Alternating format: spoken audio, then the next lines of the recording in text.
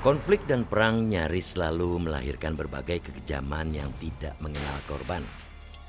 Perang saudara akibat pemberontakan kelompok Darul Islam, Tentara Islam Indonesia atau DI, TII di Jawa Barat dari tahun 1949 hingga tahun 1962, misalnya, pernah mengakibatkan terjadinya berbagai tragedi kemanusiaan.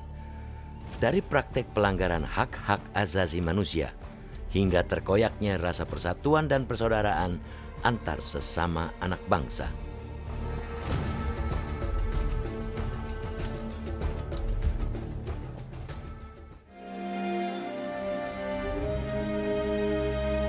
Pemberontakan Darul Islam, Tentara Islam Indonesia atau DI, TII, pecah setelah pemimpin kelompok ini, Sekar Marijan Kartosuwiryo, memproklamirkan Negara Islam Indonesia atau NII pada tanggal 7 Agustus 1949. Proklamasi yang diadakan di Desa Cisampah, Kecamatan Ciawiligar, Kawedanan, Cisayong, Kabupaten Tasikmalaya ini membuat sebagian wilayah di Jawa Barat bergolak.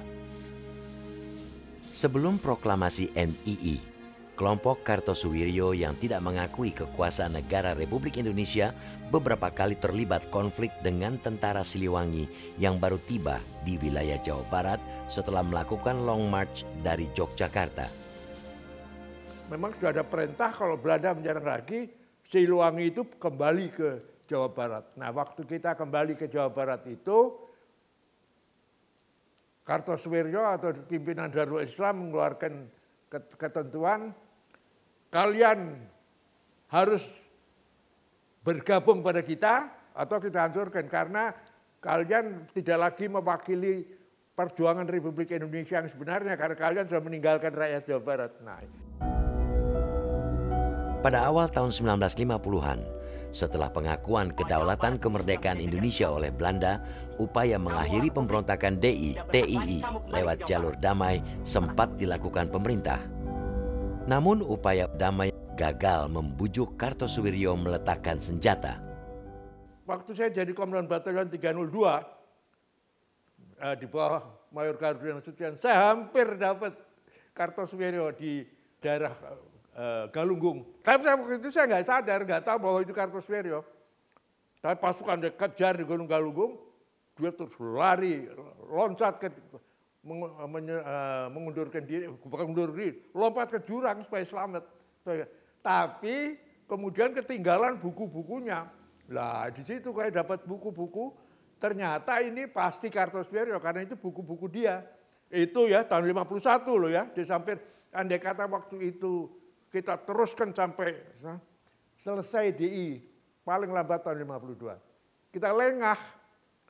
Kita setelah begitu banyak kemajuan, dikendorkan, timbul kembali.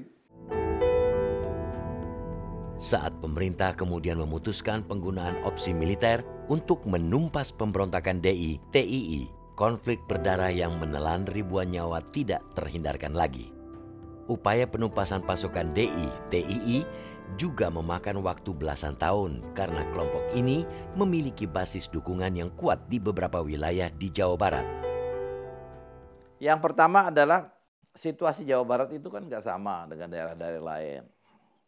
Mana ada daerah yang begitu kaya dengan pesantren, dengan masjid, ya, dengan orang-orang yang menjalankan agama ritual menurut pemikiran-pemikiran Islam dengan berbagai berwarna-warni latar belakangnya ya.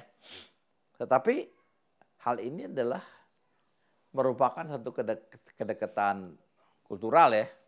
Sehingga pemahaman-pemahaman yang disebarluaskan oleh tokoh-tokoh DI itu menjadi sangat kuat.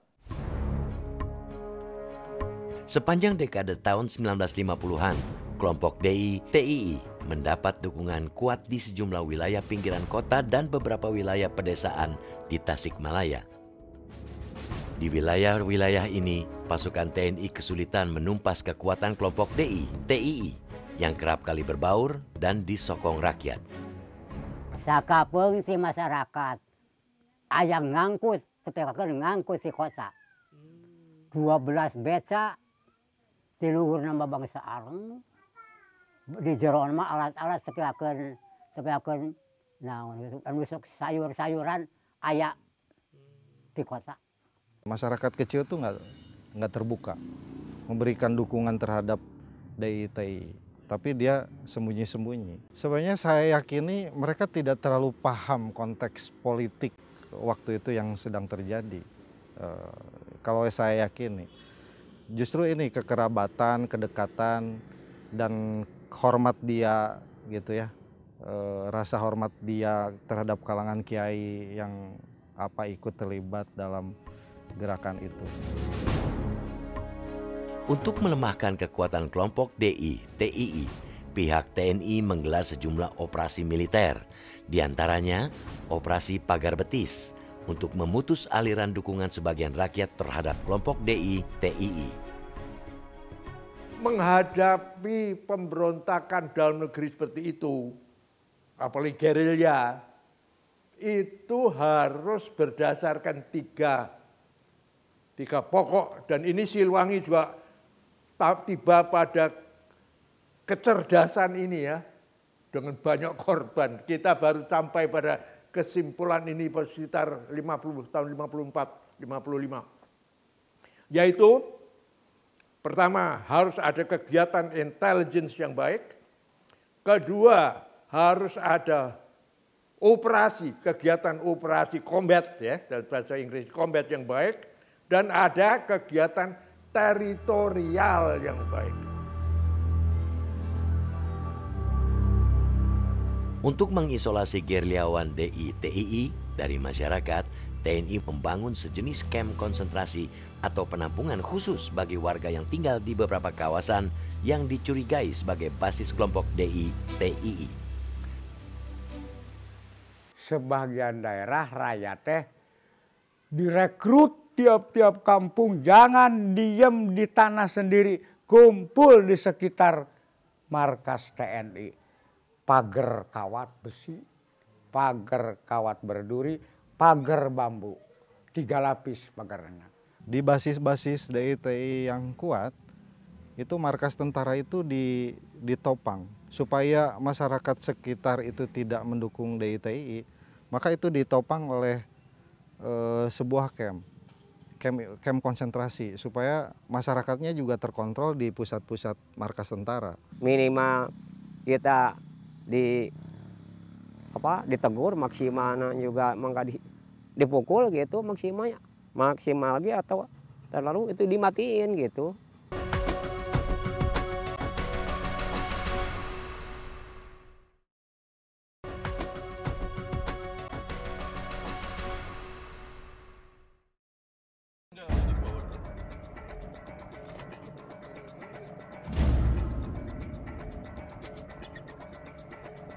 Di antara kamp-kamp konsentrasi yang dibangun TNI untuk memutus dukungan masyarakat terhadap kelompok Darul Islam, Tentara Islam Indonesia atau DI, TII didirikan di Kampung Ciranca, Desa Tawang, Kecamatan Cikatomas, Tasikmalaya.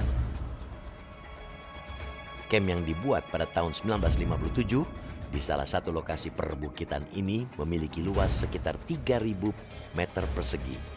Di dalam areal camp yang dipagari dengan bambu runcing setinggi sekitar 2-3 meter inilah warga sekitar camp dipaksa tinggal. Mereka dipaksa tinggal berkelompok dalam gubuk-gubuk sederhana yang harus mereka bangun sendiri.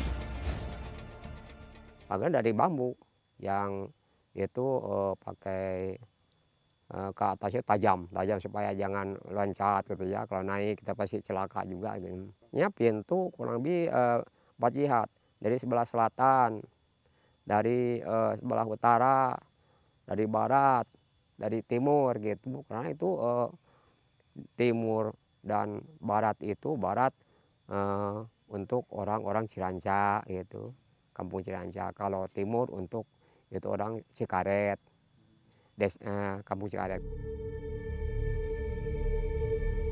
Di dalam kamp Ciranca yang dilengkapi 6 pintu keluar, masing-masing dijaga 3 tentara ini, pihak TNI juga membangun sebuah barak tentara.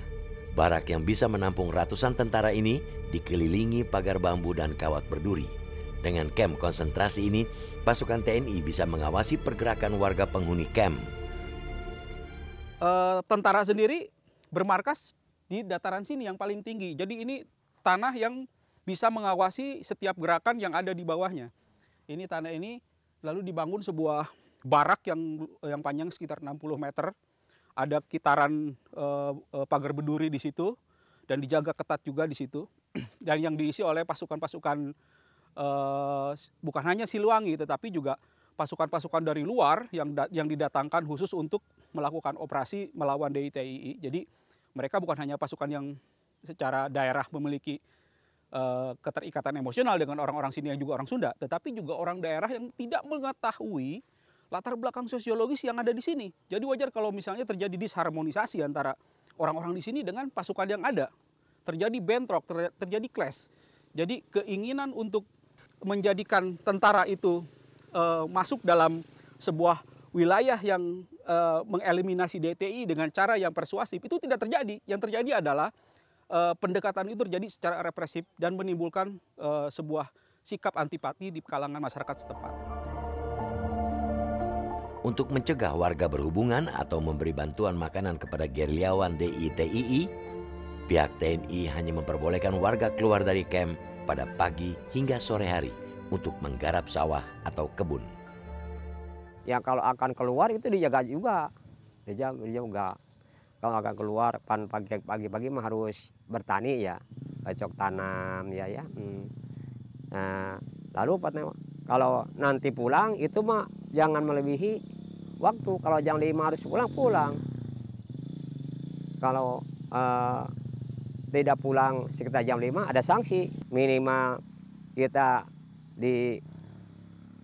ditegur, maksimalnya juga dipukul gitu maksimal lagi atau terlalu itu dimatiin gitu. Selama beberapa tahun, pemaksaan sebagian warga untuk tinggal dalam kamp diduga memberi ruang terjadinya beberapa praktik pelanggaran hak asasi manusia. Suatu ketika misalnya sejumlah perempuan penghuni kamp yang dicurigai merupakan istri atau keluarga gerilyawan DITII ditelanjangi di depan umum karena tidak mau memberi informasi terkait keberadaan suami atau saudara mereka. Istri DI yang satu desa itu dikumpulkan di lapang poli. Maaf kepada rakyat siapapun istri-istri DI harus dikumpulkan ke lapang poli. Kumpulkan. Ditanya satu-satu. Ternyata memang yang tidak ada saksi mah nggak apa-apa. Yang ada saksi memberikan makanan kepada suaminya, ada mata-matanya gitu. Ada intenya. Tidak mengaku. Sudah itu supaya mengaku sehingga itu pakaiannya ditelanjangi. Itu kurang manusiawinya. Selama dipaksa tinggal dalam kamp, sejumlah warga juga pernah menyaksikan proses interogasi yang disertai penyiksaan dan eksekusi mati atas beberapa orang yang dituduh sebagai orang DITII. Haji Totok, salah seorang warga saksi keberadaan kamp Ciranca juga mengaku pernah disuruh tentara menguburkan jenazah 2 orang yang baru dieksekusi mati tentara karena dituduh sebagai pendukung DITII. Salah satu dari 2 orang yang dieksekusi itu adalah Bunyamin, seorang guru ngaji di sebuah pesantren di wilayah Cikalong, Tasikmalaya. Menurut cucu Benyamin, Muhajir, kakeknya dieksekusi mati tentara karena dituduh menjadi camat Darul Islam wilayah Ciamis. Informasi mengenai makam kakek saya itu udah karena pihak keluarga mencari lama dan sudah bertanya ke siapa saja. Ternyata kakek saya ada di dulu informasinya daerah Tawang. Kurang lebih 4 tahun yang lalu saya menemukan informasi yang valid karena bertemu langsung dengan saksi mata yang sekaligus menguburkan kakek saya berada di pinggir jalan ini. Kawit nama ada sanes ditewak di daerah dia, kenging nama di desa Panca Tengah, kenging nama. Di sana ka dia ku tentara ke asrama. Ti asrama tugas di bataliona kena ditembak. Di mana ditembakna, Pak? Di dia. Umat Bapak ninggal waktu ditembak, Pak? Ningal. Ti ditu teh rakyat kabeh kudu dikubur. Bari dikawal ku bedil. Langsung dipiwarang Dikuburkeun. kuburkeun. Tabu sabaraha kinten-kinten eta teh? Kirang langkung temu 5 sore. Lumawi rusuh oge. Hidup dalam camp dengan kebebasan terbatas juga menyebabkan banyak warga tertekan. Agar terhindar dari bahaya misalnya, warga terpaksa sering berbohong, baik kepada tentara maupun kepada gerilyawan DI, TII, yang kadangkala mendatangi mereka saat bekerja di ladang. Justru itu mah bermuka dua itu kamu ya, muka dua. Jadi memang kalau dengan DI mah itu kan banyak kerabat anaknya di DI gitu, cucunya di DI gitu. Kalau itu harus banyak bohong gitu. Siapa gitu? Enggak tahu gitu. Padahal anaknya gitu. Setelah beberapa tahun hidup tertekan dalam camp, penderitaan warga akhirnya berakhir setelah camp Jeranca dibubarkan pada tahun 1962 menyusul tertangkapnya pemimpin DI TII Jawa Barat SK Kartosuwiryo. Karena dia menguasai keadaan, rakyatnya nggak berpihak pada dia bunuh.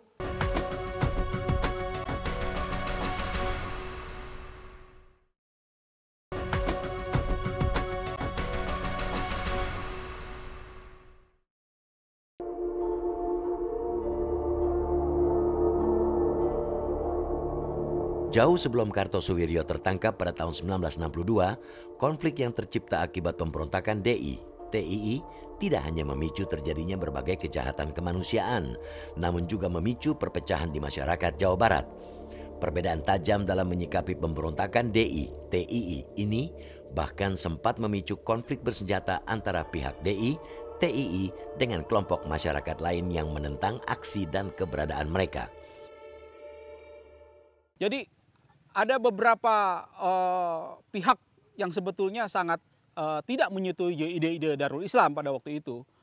Kekerasan dan sadisme juga tidak hanya diciptakan oleh satu pihak, tapi dua-duanya yang namanya perang ya mereka akan melakukan kekerasan dan itu dilakukan oleh pihak DI maupun pihak lawan DI. Itu menimbulkan sebuah luka tersendiri yang paling menjadi korban adalah rakyat. Salah satu konflik berdarah yang dipicu pemberontakan DI, TII misalnya, pernah terjadi di kawasan kampung sekitar Pondok Pesantren Cipari di Kecamatan Pangatikan, Kabupaten Garut. Kala itu, pada sebuah petang di bulan April tahun 1952, pasukan DI, TII yang berkekuatan sekitar 3 batalion menyerbu komplek Pondok Pesantren Cipari. Pesantren yang dipimpin Kiai Haji Yusuf Tauziri ini diserbu karena dianggap bugot atau menolak bergabung dengan negara Islam Indonesia yang diproklamirkan Kartosuwiryo. Pak Yusuf Tauziri sendiri beranggapan bahwa kita masih perlu mendukung Republik Indonesia, sedangkan masih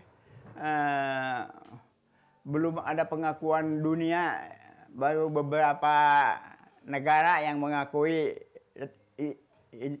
Republik Indonesia. Jadi Pak Yusuf Tauziri beranggapan bahwa kalau di sini ada makar lagi, jadi dianggap ini orang Indonesia itu tidak semuanya percaya sama pemerintah RI gitu. Pada penyerbuan komplek pesantren Cipari Pangatikan Garut, pasukan DI, TII gagal merebut komplek pesantren.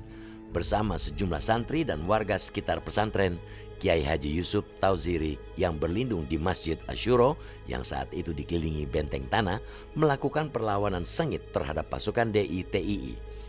Dalam pertempuran ini, ratusan orang tewas. Jadi dari atas menara, Pak Yusuf Tauziri dengan anaknya, Rijal, bawa senjata di atas. Jadi asal yang kelihatan mau masuk, tembak dari atas. Ya ada yang dapat. Di sini juga ada yang dapat, mati di situ tuh. Begitu ada yang mau masuk dari sebelah sini, ditembak sana. Pak Yusuf tadi pegangnya cuman ini pistol, film, cuma bisa otomatis, gitu. Tok, tok, tok, tok, tok, tok, tok, tok, tok, tok. Jadi suaranya kan dari atas, suaranya keras. Jadi seperti suara senjata berat saja. Jadi mundur dia. Kalau maksa mau masuk dengan granat, mundur lagi dia. Dalam kilasan sejarah nasional, pemberontakan DI, TII di Jawa Barat tercatat sebagai salah satu pemberontakan yang kerap mengakibatkan penderitaan bagi rakyat Jawa Barat. Hal ini tidak lepas dari pandangan keras kelompok DI, TII, yang menganggap kelompok-kelompok atau warga yang dinilai menentang keberadaan mereka sebagai musuh yang harus diperangi dan boleh dirampas hartanya.